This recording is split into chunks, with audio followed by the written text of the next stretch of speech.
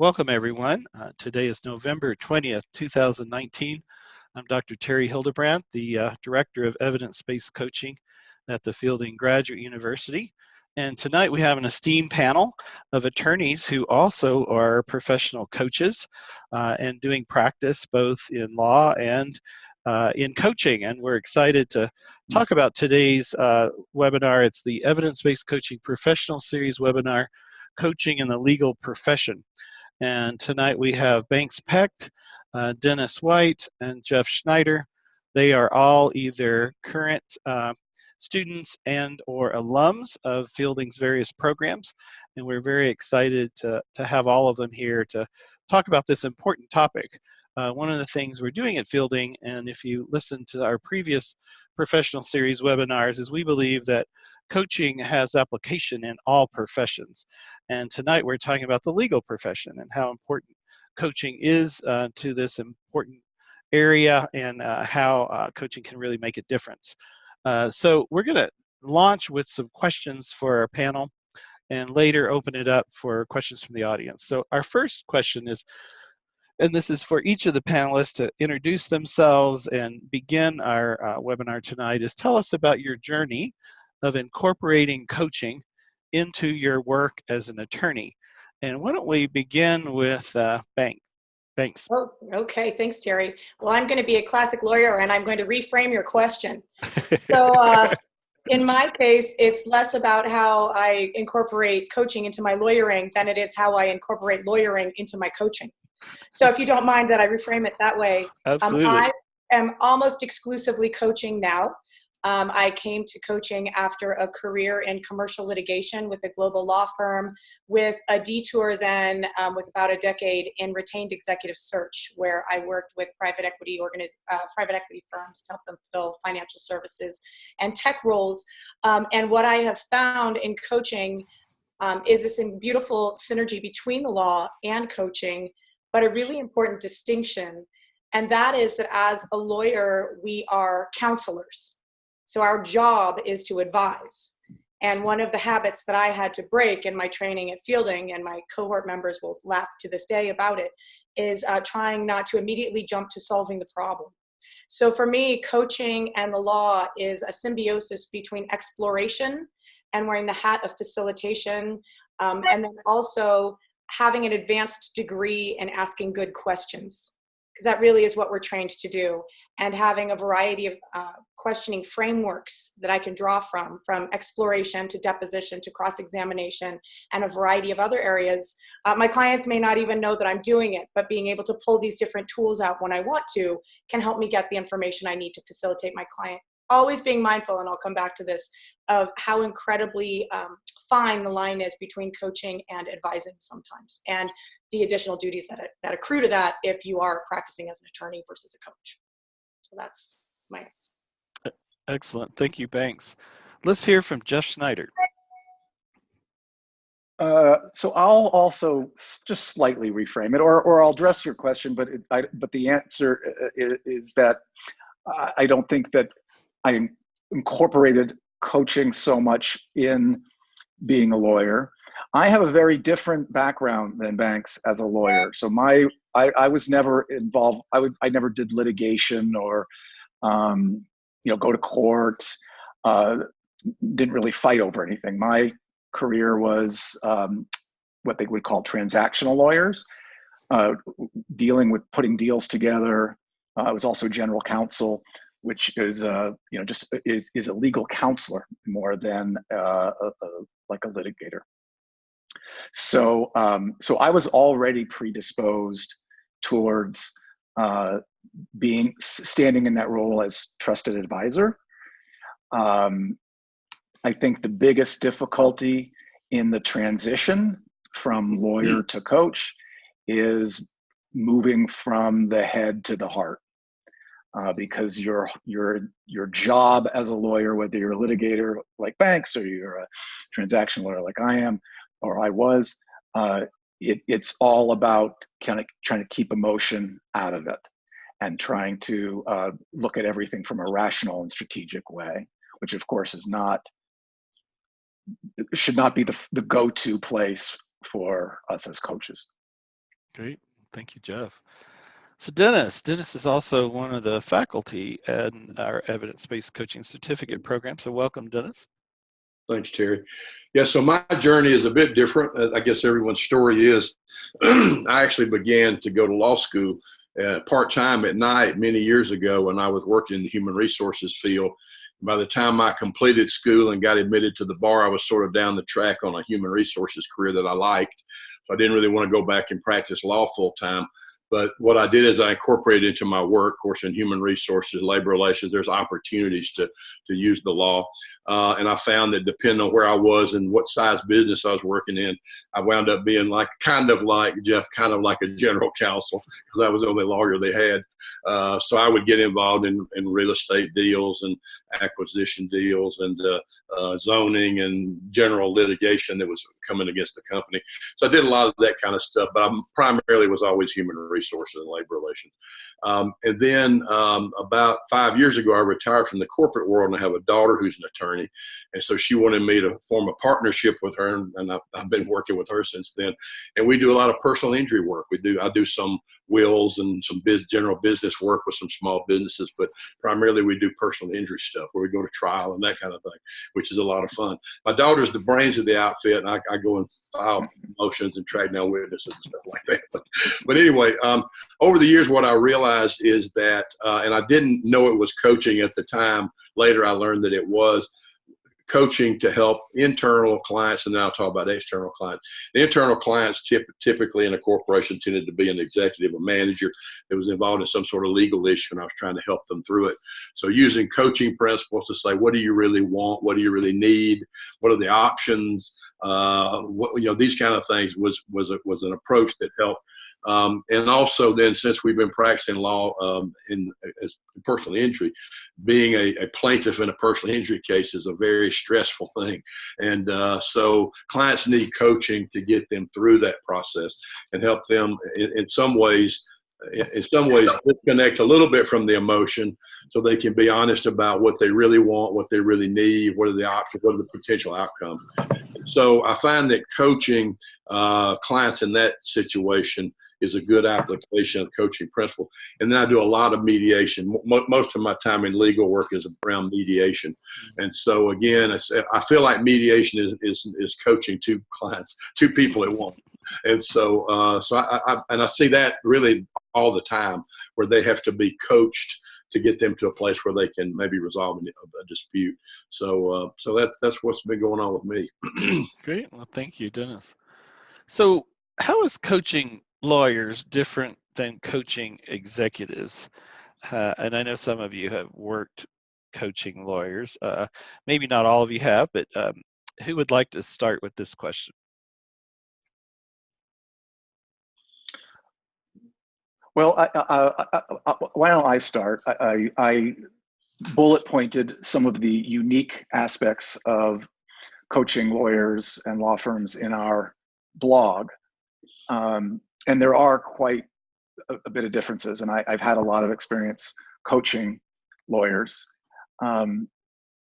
One is that the whole concept of leadership coaching is foreign and even somewhat abrasive to many lawyers. Lawyers think of themselves correctly as professionals, not as business people. And most law firms, no matter what the nature of the law firm is, the biggest multinational law firms or the small local law firms, they are still not a coherent corporate type entity. They are, one way or another, an aggregation of independent businesses that might include just one person at the firm or 5 people at the firm, and those groups may change, from deal to deal or case to case. The biggest challenge I have found, in addition to the helping them understand that these leadership competencies are important for them, is the fact that so many of these lawyers are so developed in the rationalization, intellectualization, that they've to some extent retarded their own development on the other side of their brain. This is not a universal, this is, I'm painting with a broad brush. And so there's a lot more work that I find is needed than with a traditional client. But that also means there's a lot of low-hanging fruit. There's a lot of stuff that, that's just, it's mind-blowing that they're not really thinking about it or conscious of it, and how quickly they can start discovering things they've never even thought about before. Excellent. Thank you, Jeff, for kicking us off. So I saw both Banks and Dennis nodding your head. So any additional thoughts you have about this? I do, actually. And Jeff, thanks I'm glad you took the lead on that, because I thought you highlighted the bullets in the blog beautifully. So thank you for teeing that up. A couple of additional thoughts I had, in addition to everything you said, particularly the low-hanging fruit piece, is everything we're trained to do as lawyers, and I would argue this in the transactional as well as the litigation environment, is binary. You're being trained to win. You're being trained to argue a point of view. Even when you're negotiating a deal, you want to get the best possible deal for your client. Lawyers who don't win don't get business. So, and lawyers are trained to advocate for their clients with the highest degree of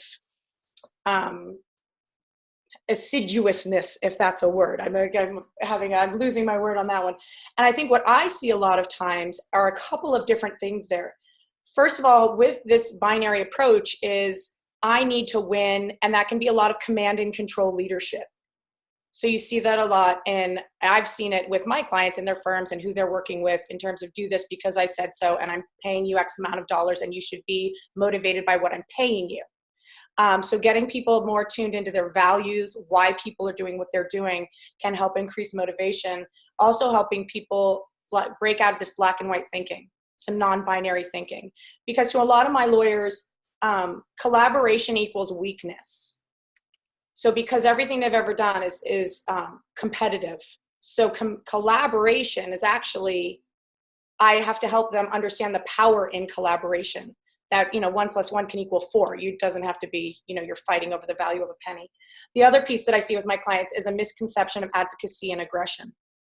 Because we're so trained to constantly be poking holes in an argument. If you're doing your job well, no matter who comes into your office, you're always thinking, what's the other side going to say? How do you poke holes in this argument? Where's the mistake? It's where you're trained to think, which to another lawyer is, okay, great, that's the banter. And I think that as a lawyer, my clients value that I get that thought process. And I can say, okay, I see where you're coming from this, but let's think about a non-lawyer, how they might perceive this type of style and how we could break through some of that.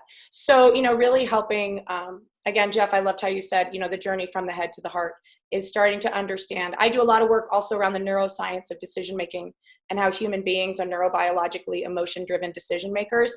And my lawyers love that. They love data, they love facts, they love persuasion. And when I can show them that our brains work, that we're more persuasive, when we're not just talking about how to use emotion for that silly jury that we're just trying to manipulate, we're actually using it as, use the force for good, I like to say, that we can be very persuasive when we're tapping into our emotions as evidence of our values and to get out of this place of binary black and white win or lose thinking. Great. Excellent. Dennis.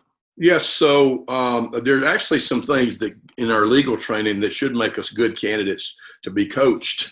For instance, we're trained to look at multiple sides of one issue, and we're also trained to cut through the smoke and junk and see what really matters in a situation. So theoretically, that would be good training to make you a good candidate to be coached and open to coaching.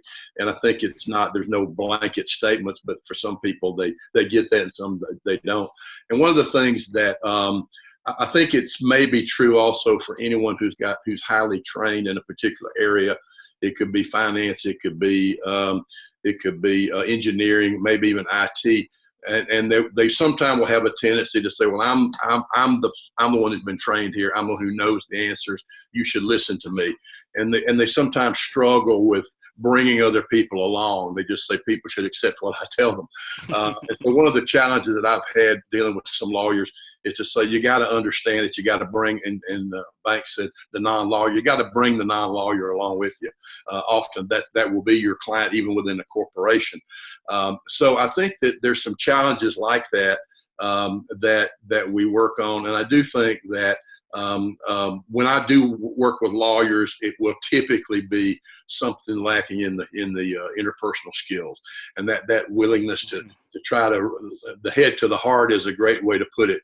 And I think lawyers, and I mentioned this in one of my emails, I said, lawyers tend to think, at least my experience, we tend to think, what does the law say? What does the regulation say? What does the policy say? And we don't tend to go beyond that and say, what else could we do that's beyond the legal requirement or the policy requirement or the regulation? And I think compared to an executive who's looking, what could we possibly do? And leading people in a direction that goes way beyond compliance. And so I think that's one of the challenges. I mean, I've even done it where somebody comes to me and we're talking about a legal issue and they say, well, but what do you think is the right thing to do? And I've even said, well, the right thing to do, if you want to talk about that, you ought to go see the priest or something, because that's not my area. And so I think, but I was kidding with them, but in a way, that's the way lawyers will tend to look at things, and you got to help them get past that. Great, thank you. Really interesting. I'd like to just follow up on both of those comments, but make a distinction. I do see how litigation lawyers do see the world binary and they need to win. I find, though, from the transactional side, that the skills that make these lawyers successful is seeing both sides or multiple sides, finding solutions that is a third way. And to be a good negotiator, you have to have more emotional intelligence than you do certainly to be a litigator. Litigators often are, people say, I want that pit bull as my litigator. Well, you wouldn't want him as your friend, but there is something common to both on the transactional and the litigation side, which I think is important to highlight, which is that lawyers are trained and are continuously rewarded for focusing on being critical. What is wrong? What could go wrong? It's a defensive, fear-based approach to thinking. And what we often do as coaches is, for all our clients, is to work on the other side, the possibilities side, and taking risks. So right from the start, I think most lawyers, regardless of what kind of law they practice, are coming with that perspective of what can go wrong, how can I protect myself or my client. Great, thank you, Jeff. So what is the role of leadership in the law firm context? And so this is related to leadership development and coaching, but how do you see leadership showing up in a law firm? Because you mentioned a little earlier, Jeff, that I think it was Jeff, that there's a difference between how lawyers are generally professionals, where executives, often have a different focus. So how do you see leadership showing up in a law firm? I'll start this one off. Where I see it is where you can bring leadership into the context, because like medical school or business school or law school, you don't have any training or background in leadership, nor do you typically get it in the workplace. I've yet to see a firm that really puts intention behind developing its leaders. Subject matter development, yes. CLE lunches, absolutely. But leadership, I haven't seen as much. So it really is starting to say, what are our values as a firm? It speaks to retention. It speaks to mentorships. It speaks to providing better client service. Starting to speak the language that our lawyers speak of how can we provide the highest quality of service to our clients and be the go-to firm. Part of that is creating an environment where everyone in the firm is working in alignment with common goals and is being optimized to perform at their highest capacity. And a really integral part of that is coaching, mentorship, and leadership development. So that sometimes is a little bit of a walk to water for my lawyer folks, because their compensation structure is all based, from what I've seen, on client credit. And the old days of, I was just reading an article about this, and maybe it was in the Harvard Business Review, about these sort of the olden days of, law firms all sharing their clients and sharing, their profits, and it being this very collegial environment, are long gone. So with these silos that Jeff mentioned, understanding that there is a collective value to providing the highest quality service and developing leaders within the team will then impact their bottom line in a positive way is a conversation that I frequently have to have with my clients. And they frequently also like to see evidence, articles and other data points that will support that. Great. Thank you. Any other thoughts from anyone would want to add to this? Because obviously coaching has a huge influence potentially on leadership coaching. So I was kind of wondering how that might show up at a law firm. Well, what's really interesting to me is the disconnect between applying what we typically apply in leadership, determining what are leadership competencies, than what apply in professional service organizations like law firms. I find if you use the leadership circle, I don't know how familiar you all are with the leadership circle, but the leadership circle, the bottom half are all the kind of the negative, critical parts that you want to offset with the north side of the circle to be a good leader. That's a very kind of tongue-in-cheek summary of leadership circle. Lawyers are consistently on that bottom half, but it makes sense and they should be. So there's a big tension here. And I think, Banks nailed it on the head with kind of the mentoring and the delegation. If you're going to be successful, you need to delegate, and you need to mentor in a way that develops people to delegate. But you're a perfectionist. That's why you're getting paid $1,000 an hour. And therefore you're likely to do the work yourself, to micromanage, and not to, and like Banks said, you're getting compensated for doing that hour of work versus having someone else do it. Great. Yeah, makes a lot of sense. Thank you. So let's go to our next question. How have you seen coaching support the effectiveness of legal work with your legal clients? So how has coaching made an impact in your own experience? Well, for me, as I said earlier, the use of coaching principles, whether we called it that or not, helping clients through a difficult time, a difficult decision, a case that's pending, is probably the most obvious one for me. Because I do think, and like I said, we don't call it coaching most of the time. We just say we're trying to help the client deal with it. But anyway, that's what I've seen in terms of me practicing coaching skills and having an impact on people. And the mediation work is a great example of it. I can see that almost not every day, but almost every day in mediation. So. Great. Yeah, I could see how mediation and coaching have a huge overlap there. So thanks for that example. Thanks, sir. Yeah, I think it helps a lot with client management as well. We're talking a lot about, within the organization, but in our client relationships, where I've seen coaching really help play out is, again, identifying the emotions. Clients typically come to a lawyer when there's some kind of emotion. There's emotion attached to money. There's emotion attached to an issue. There's emotion attached to anything you're going to be saying. And how do we as coaches help our clients tease out?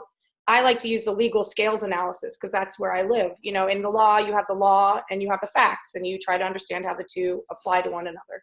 In this context, you have the facts, which exist neutrally in space, and you have the emotions we attach to them, which give them some value to us because they relate to our values, how they align, how they don't align. And so when you're in a client management standpoint, in terms of effectiveness of legal work, I think a big part of being an effective lawyer is helping your clients tease out what is legal and what is practical, and then what they want to do. And those are very, very different issues.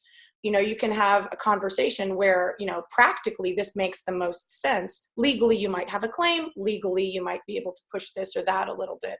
But in terms of teasing out emotion, teasing out options, and looking at what is the best option for your client, there's a lot of coaching involved there in terms of really spotting the issues and fleshing those out. So you're not just looking at what does the law say and what are you able to do. Great. There's a lot of gray. Yeah, makes sense. Yeah, something you said, Banks, that reminds me of my biggest pet peeve. Oh no. As a lawyer. No, you accurately identified it. So on the transactional side, on putting together deals, you're dealing with people on the other side. And often these, especially the big firms, the ones that pay the most, they hire these very high IQ graduates of Harvard, Yale, Stanford law schools. And those people are really good at taking tests, and they're really good at identifying all the risks and problems in a deal. Mm-hmm. But that is not helpful. You can't get a deal done trying to address every single one. It requires judgment. And that's something that the law firms are not very good at training their attorneys. And many of them go to their retirement acting in that way and not being effective. But what Banks was describing to me is less the coaching, more the consulting with clients. From a coaching standpoint, I personally have never had a client, whether it's the firm or the lawyer, say, my goal is to do a better job for my client. They already believe they're doing the best job for their client. So usually the goals and the issues in the coaching context, as opposed to the consulting context, are around their own interactions with people within the firm or outside the firm, and their own burnout, their unhappiness, their feeling of being lost, of where to go next, that sort of thing. Great, excellent. So what do you see as the primary role of a coach versus an attorney or legal advisor? And perhaps you've already answered some of this, but how can they be used together effectively? So let's tease out a little bit. What does a legal counselor look like versus a coach?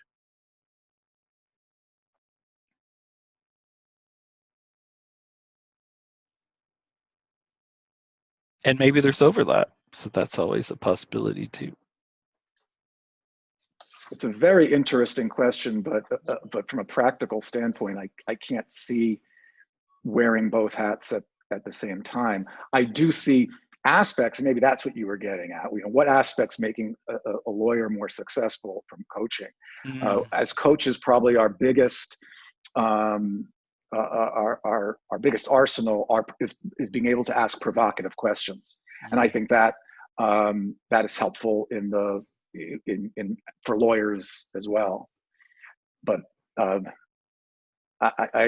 don't see. I just can't picture a situation where someone is wearing both hats at the same time. They may be being an advisor, which it sounds like Dennis does as well as I have done.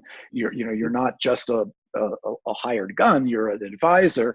And sometimes, someone said, Dennis said about asking for the priest. There was a client of mine who would always refer to me as his rabbi, because I would be the one to remind him, yes, you could get away with it, but it's still wrong. So I do think there's room for that.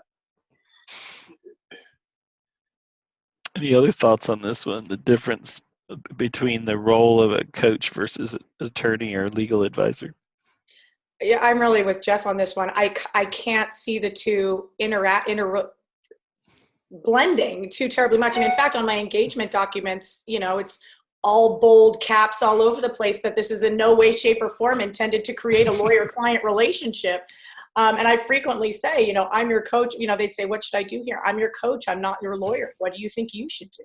Let's think about what your solution is.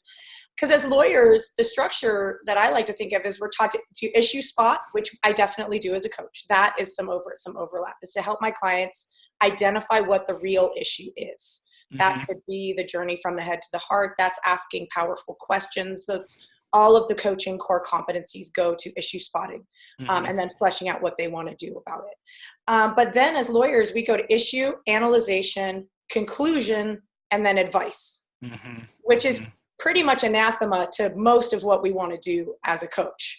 So, as a coach, we want to issue, spot, and explore.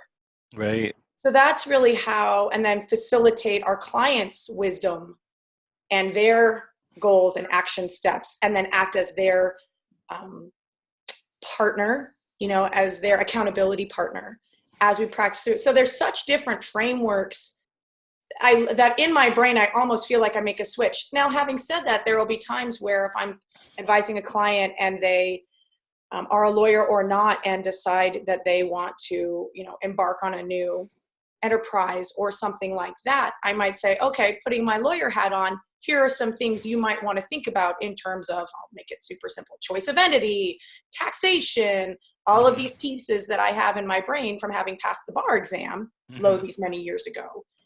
I'm not your person to do that. You may want to retain specific help in these areas. I'm happy to help you issue spot. I am not providing legal advice. Yeah. So this is I think this is, Banks, you're bringing up a really important issue of ethics, right? And, as ICF certified coaches, we do pay attention to role clarity. So that's one of the reasons I'm asking this question. So thank you for going into that, that it's good not to mix the roles necessarily if you are contracted to be a coach, giving legal advice. Dennis, other thoughts? Somebody seeks you out and you're one of those $1,000 an hour lawyers that Jeff mentioned, which I'm not, by the way. I make something less than that. But if they seek you out and then ask you a question, say, well, I don't know. What do you think? See how far you get with that one, right? There you go. So I think the bottom line here, it's legal counselors are about providing advice where coaches are about exploration. So thank you for that.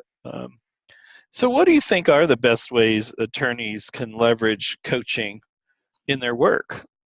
I think we explored this a little bit, but any other thoughts around, if an attorney wanted to go get coach training, how might that support them in their work? Well, we've touched on the need for stronger leadership skills within law firms. So I think that's one way to help them be better leaders within their firm. I think it's a skill that you can have in your toolbox to use with managing clients. I mean, clients often, clients may have unrealistic expectations. And so I think coaching can come in handy to help a client explore, as several of us have talked about, what is it they really want, what is it that's practical.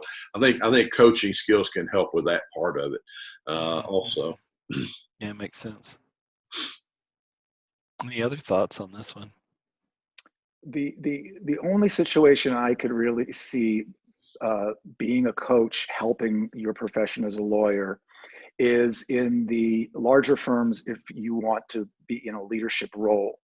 And as I had mentioned in those bullet points, at least on the website, but I didn't mention them here, that there are laws in most states that prohibit non-lawyers from being compensated to sharing in the profits, essentially. And of course, you generally want to have someone sharing somehow in the profits one way or another who's going to be your CEO, let's say. So if a lawyer wanted to, at a firm wanted to transition into a different role, I wouldn't call it a lawyer role. I'd call it, more of a managerial or leadership role. Then I could see all these coaching competencies enhancing that person's effectiveness. Yeah, makes sense. And by the way, for those who aren't familiar with our evidence-based coaching blog, it's fielding.edu/blog. So if you go to fielding.edu/blog, you can read the blog that Jeff wrote for us for this particular webinar, along with all of our other blogs. So there's a long list there for you to enjoy. Any last thoughts on this question, leveraging coaching? Okay, so I'd like to open it up to the audience at this point to see, do any of you have any questions? So we have one more final question at the end, but I want to stop here and see how the audience is doing. And if any of you would like to ask a question, you can either unmute yourself and come on live and ask your question, or you can type it in to the chat. So I'll give you a moment to think about that.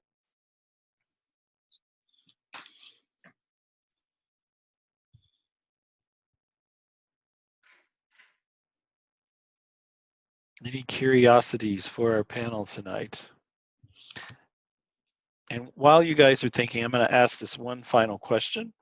And please then come forward if you have a question. So what advice do you guys have for other attorneys or legal professionals who might want to develop professional coaching skills? How should they get started, or what would be helpful? Well, first of all, I would say do it. I think it makes you infinitely more persuasive and self-aware. I think just in terms of if you're interested at all in personal professional development, I think it's a skill set. Lawyers specifically, as Jeff said earlier, we might have a smaller part of our brain as a result of our training in that area. So absolutely, in terms of fleshing out the skill sets and to be able to be a more nuanced and effective participant in the workforce, I think it's very, very important. I'd plug fielding here, obviously. I found when I was looking at moving into coaching, I really wanted substance to the program that I took. Will fully admit that I'm a nerd. I'm an intellect geek snob. I wanted to know that there was data. The evidence-based approach I thought was very appealing. I think it's very appealing to lawyers specifically. We love research. We love evidence. We love to know that there's a there. Is really like how I like to think about it. So for me, a program that's well reputed, there are many of them, that is based on evidence, science, and data and new research, I think is a great place for lawyers to start to not only learn new skills, but to be reassured that what they're learning is actually a thing, as I like to laugh with some of my clients. Yeah, it's a good way to say it. It's a real thing. I love that. And in the marketplace, it's still an emerging field. And it's saturated, but there are differing levels of sophistication among those understanding what coaching is. And I think for those looking to explore it, understanding the vast underpinning of science and research is incredibly useful. Great, thank you, Banks. I would, I suggest that most coaches, or at least most effective coaches, came to coaching through their own personal development. I find it a little strange and maybe artificial for someone who's a lawyer to say, oh, I now want to be a coach, or I want coaching skills to help me be a lawyer. I just don't see that. I see it as a natural consequence of their own personal development, seeing that there is, there's another side of them that they can help people. Now, I'm not suggesting at all that I don't think lawyers are meant for coaching. What made me a successful lawyer was my kind of inherent service orientation. I get fulfillment from serving others. Now, I was probably serving the top 0.1% one way or another, but I was serving others. And that I find as a very strong thread that connects my decades as a lawyer with my career as a coach. Great, thank you, Jeff. Yeah. I have a couple of questions. First of all, thank you for a really good panel discussion. And the questions are kind of interrelated. The first is, as a coach, do you see ethical questions that you would not see as a lawyer, and how would you address those? And the second is a little bit more practical, and that is, how do you tell your clients who know you're lawyers that you're not giving them legal advice? Great question. Good question. Who would like to start? I didn't understand fully, I don't know if the others did, the first question. Could you give an example of what you mean by, is it the ethical question versus lawyer versus coach? Absolutely. A lot of times I would think clients would bring you ethical dilemmas that are more personal in nature that they wouldn't dare ask their lawyer.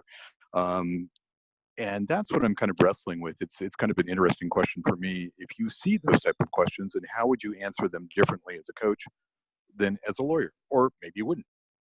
And I'm wondering, Dennis, if this is related to you need to see your priest or not, right? Are there sometimes things that may not be in the legal field, but might be in that right and wrong, which I always say all laws are based in values, right? They are based in ethics in some way or fashion, but Any other thoughts on that question? I'll take a stab at that one. Yeah.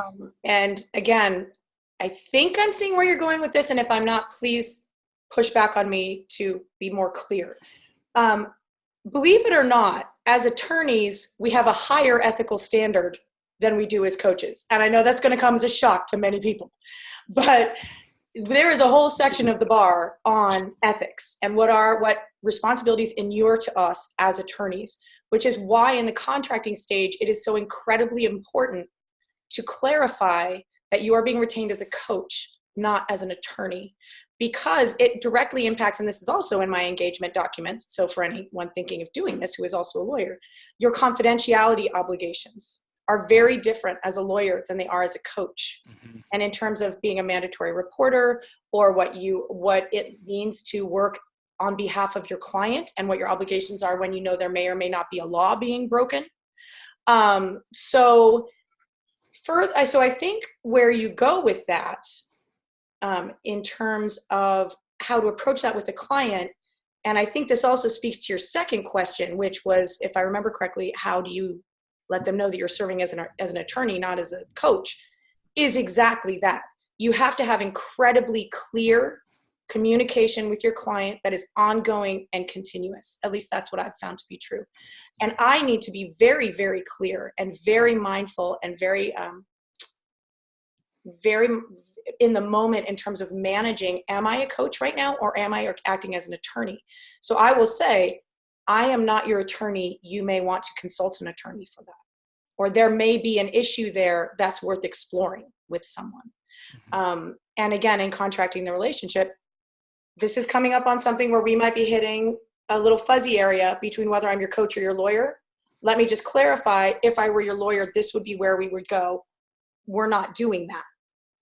I'm going to put an artificial box around that. And this is where we're going to stay as a coach. And I'm happy to make a referral.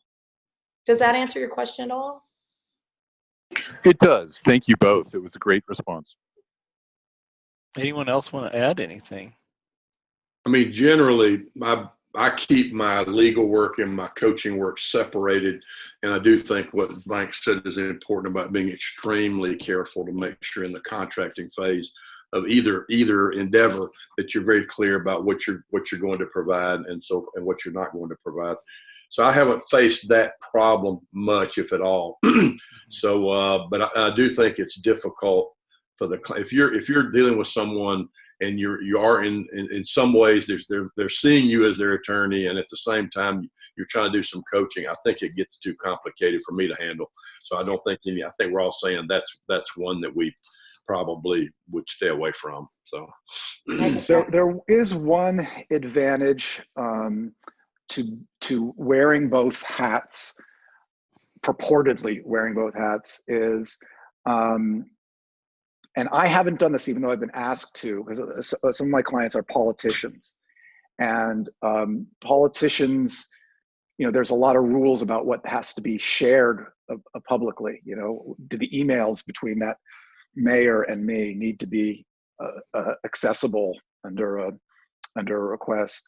So there's one opportunity here that I could see where by wearing your hat as lawyer officially, but you're in the coaching relationship, can help someone have more comfort in the confidentiality that we're not privileged with purely as coaches. One thing I'd like to add to that's a great point, Jeff, and it just reminded me that one thing I do like to call out with my clients, particularly my higher profile clients, my CEOs, my people who have material that's ultimately discoverable in litigation or in any other kind of matter, is you need to know that because I am not your attorney, our communications are not privileged. Mm-hmm. And that's important, I think, for my clients to know, so that if we start getting into an area where we're talking about ongoing litigation or something where their communications are not protected by the attorney-client privilege, and so therefore could be discoverable, and how do you want to proceed? And then I just leave it up to my clients with what they feel comfortable divulging, so that they're very clear on what the parameters of my confidentiality obligations are. Yeah. I sat here and said I keep my legal work and my coaching work separate. I'm thinking about it, and I can think of an example. where it's not always true. And I've been doing some work lately drafting wills. I never thought I'd enjoy drafting wills, but it's actually kind of fun, and it's helping people with some issues that they really are concerned about. And so in the process of drafting wills, people will tell me, well, I'm going to give everything to one child, cut the other child out, or whatever the thing they're saying. And I do move in, I guess it's kind of a coaching mode to ask them some questions about that. Can we talk about that? What's going on with that? Because to me, I see that as a problem that will show up after they die, right? Mm-hmm. And their kids are going to be fighting and all that. So I actually guide people to at least rethink it and say, well, what do you think what are they going to think? What's the other person going to think about that when you do these things? So I guess that's a form of coaching that I let get into now I say it's your decision, it's your estate, it's your money, you do what you want to do. I just want to ask you a few questions to understand a little more where you're going with that. So that's an example where I probably maybe step over the line a little bit and bring coaching into legal advice. But I do let them make the final decision. I respect that. What Dennis just mentioned triggered in my mind just a kind of a marketing idea for those of you who are interested. We haven't really talked about how coaches and lawyers can work together. And Dennis mentioned the estate planning area. Well, especially with people who have a meaningful potential estate, there are a lot of purely non-legal, very deep questions for the person to be asking themselves. And coaching in that, getting a connection with someone who deals with people who are retiring or planning their estates, et cetera, is a good opportunity for those coaches who like to coach in the transition area. When people are making transitions, what are they going to do with the rest of their life? What does money mean to them? Should they be leaving their money to their kids or should they be living it to charity, or should they be spending, et cetera? So there are areas like that where there's a potential partnering with lawyers in your separate businesses. Great, excellent. So that might be an interesting follow-up question. How would you recommend a lawyer find a good coach to be a partner?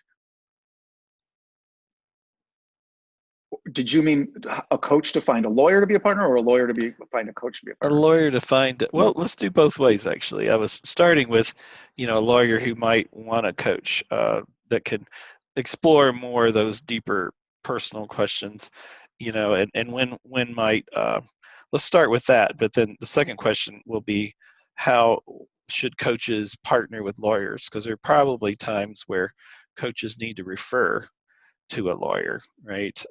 So let's see what people think about those two questions.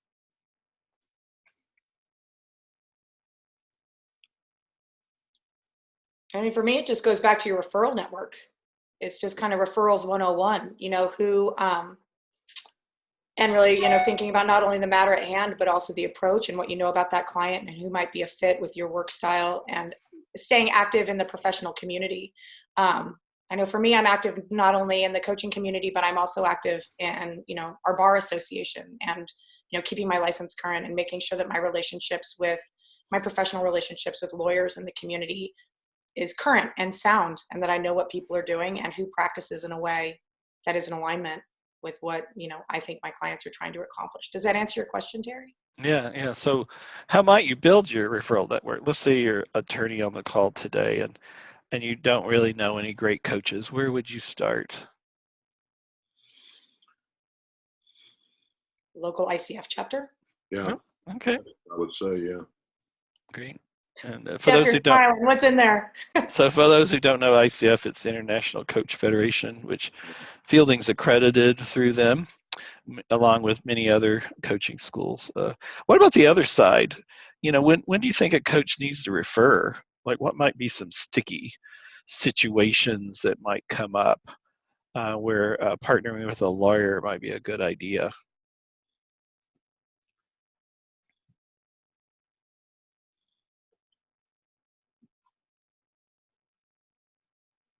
Well, I mean, it's like a little bit like what we say about referrals for people who need some kind of mental health professional. I don't want to put lawyers in the same category of mental health, but because you recognize it's an issue that's out of your wheelhouse. It's an issue where they do indeed need some legal advice, some technical legal advice.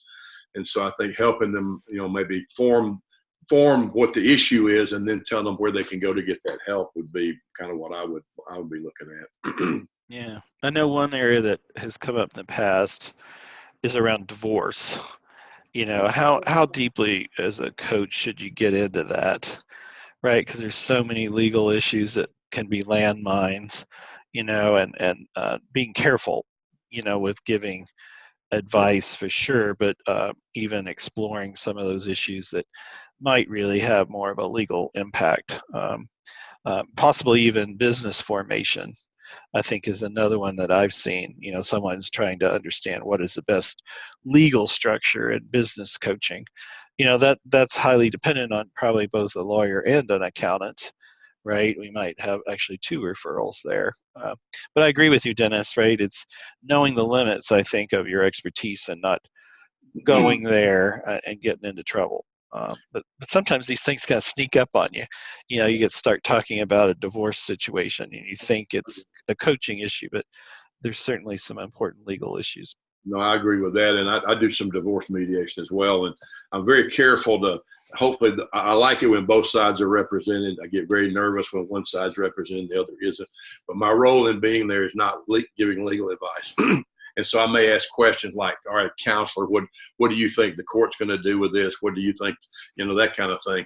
But in terms, I have to be very careful. And like I said, I get very nervous when one side's not represented, because that to me is a real potential. In fact, I actually have an extra caucus with the party who's not represented toward the end and say, is there anything here you're uncomfortable with? Because again, I'm just trying to be sure that they haven't misinterpreted something that I'm giving them some legal advice, or that the other parties give them legal advice, which happens too. The other attorney will say, well, I'm not your lawyer, but here's something I would think about. And then I have to sometimes intervene and say, hold it. Remember, you're not their lawyer. You don't need to give them advice. But right. That's great. Divorce is one where you could get yourself into trouble for sure. And there's a lot of technical issues around how, taxes and all this kind of child custody and all this. It can get very technical very quickly. You got to really watch out going there. Or even employment law, that can be tricky, especially if you're an HR person, where's the limits of your legal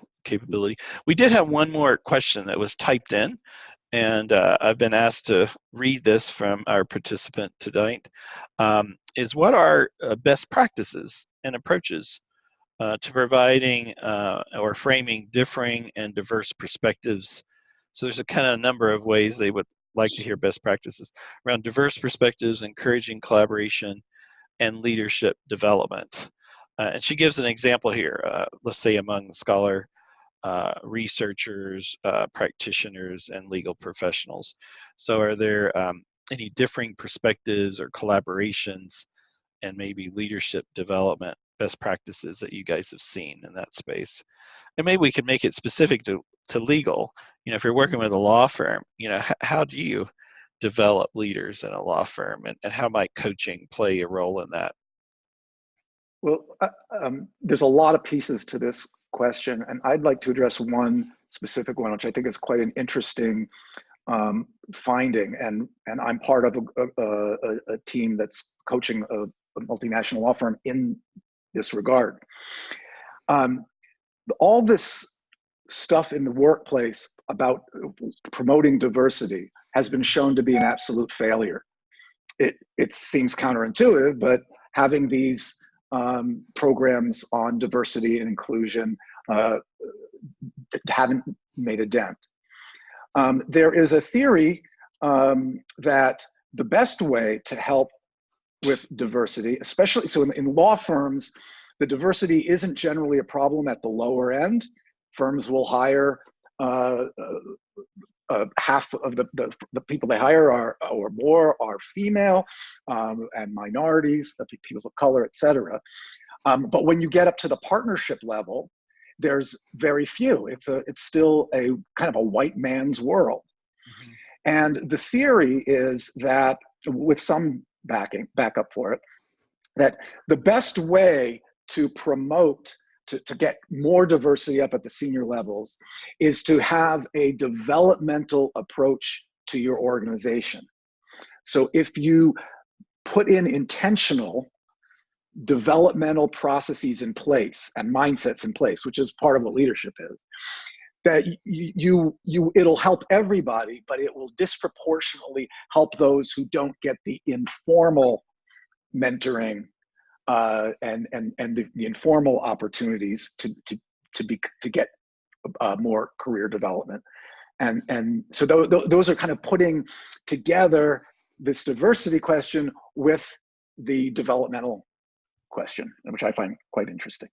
Great, excellent, thank you. Any other best practices that you've noticed for working with law firms or lawyers around some of these issues?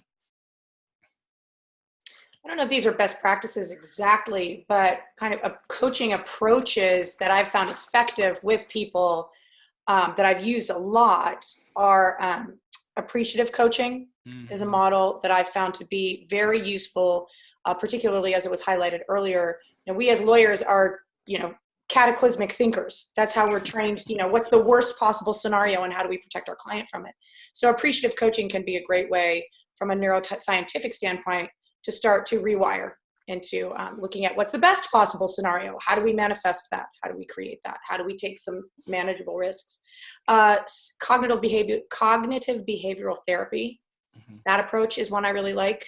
Evidence testing is one that works really well when I'm working with developing leaders within a law firm environment. Again, for the evidentiary perspective is one I find resonates well. And then actually, we haven't touched on it. We talked about emotion, but we haven't talked too much about emotional intelligence as a thing. I have found that for those, I can usually get in, my lawyer folks don't tend to go to emotional intelligence. They think it's touchy-feely. It's a little bit of an eye roller for them. Okay, yeah, you're taking me away from an hour of billable work. Let me get back to what I need to do.